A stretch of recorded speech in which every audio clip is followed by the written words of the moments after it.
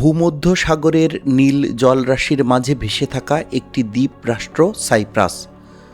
সোনালি বালুর সৈকত, স্বচ্ছ নীল সমুদ্র, পাহাড়ের গায়ে ঘন সবুজ বন, শত শত বছরের পুরনো ঐতিহাসিক স্থাপনা, সব মিলিয়ে এটি বিশ্বের অন্যতম আকর্ষণীয় দ্বীপগুলোর একটি। কিন্তু এই সৌন্দর্যের আড়ালে লুকিয়ে আছে এক ভিন্ন বাস্তবতা। একই দ্বীপে রয়েছে দুটি আলাদা প্রশাসন। একই রাজধানী শহরকে বিভক্ত করেছে কাঁটাতারের সীমারেখা। একই রাস্তার দুই পাশে উঠছে দুটি ভিন্ন দেশের পতাকা।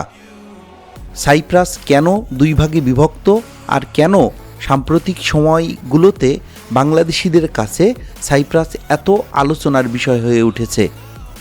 আজ আমরা জানব সাইপ্রাসের ইতিহাস, উত্তর ও দক্ষিণ সাইপ্রাসের পার্থক্য, রাজধানী নিকোসিয়া কেন দুই ভাগে বিভক্ত এবং বাংলাদেশিদের সেখানে ক্রমবর্ধমান আগ্রহের পেছনের গল্প।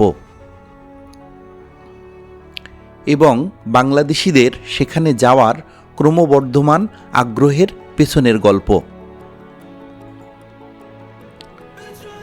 প্রাকৃতিক সৌন্দর্যের দিক থেকে সাইপ্রাসকে ভূমধ্যসাগরের অন্যতম সুন্দর দ্বীপ বলা যায়।